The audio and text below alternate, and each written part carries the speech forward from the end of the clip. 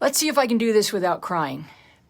This is Alex Escarano, a writer, an artist, an activist. Many things I know and more that I don't.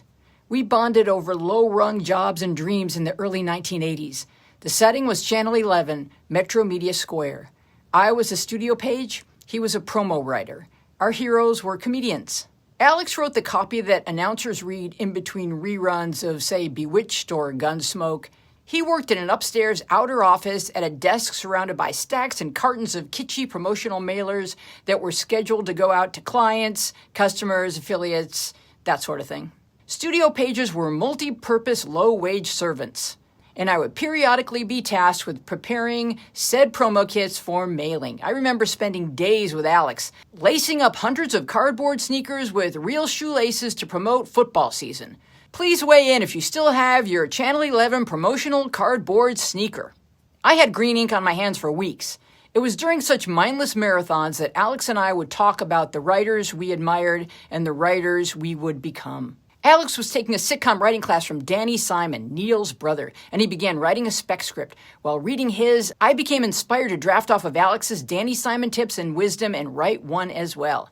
So I wrote a one-day-at-a-time script which featured Glenn Scarpelli's character. Glenn was 15 at the time, but he loved it and he gave it to the writers. I also shared it with the executive producer of The John Davidson Show, Frank Brill. Exuding his own brand of Lou Grant gruff, Frank did not compliment me directly. Rather, he rolled up the script and barked, "Do you want this back or should I just rip it up?"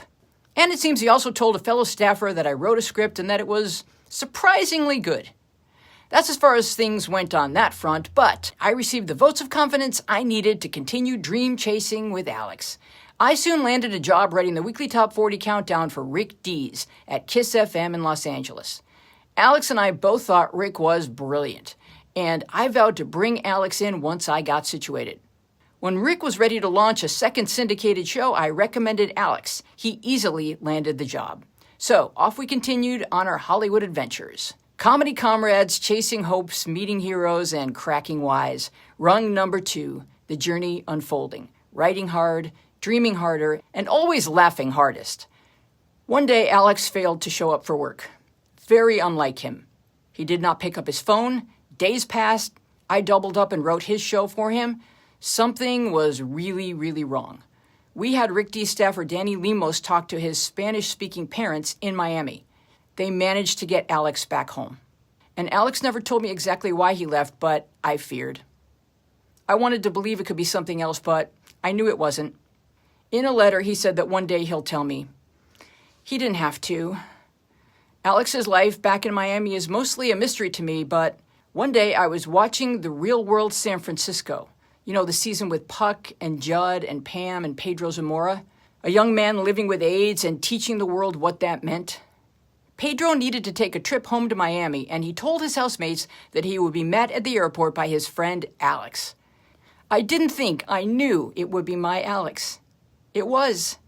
I later learned in an MTV movie about Pedro's life that Alex is the person who encouraged Pedro to try out for the real world, and that Alex filmed Pedro's audition.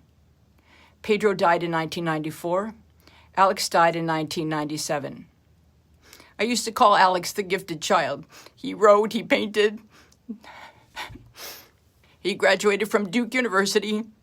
His family had escaped the Castro regime, and Alex learned English as a child by watching I Love Lucy. He went on to create the TV show Marathon Concept with I Love Lucy at Channel 11. He got to go to Lucy's house and meet her and film her hosting the marathon. He was over the moon about it. As brilliant as Alex was at everything he pursued, he was best at being a great man. He would laugh at me for writing something this sappy, but I get to because I never got to say goodbye. Our loved ones lost to the AIDS epidemic died before the internet. The only record of them is what we create. Who did you lose? Share your story and post their photo if you have it. They deserve a legacy.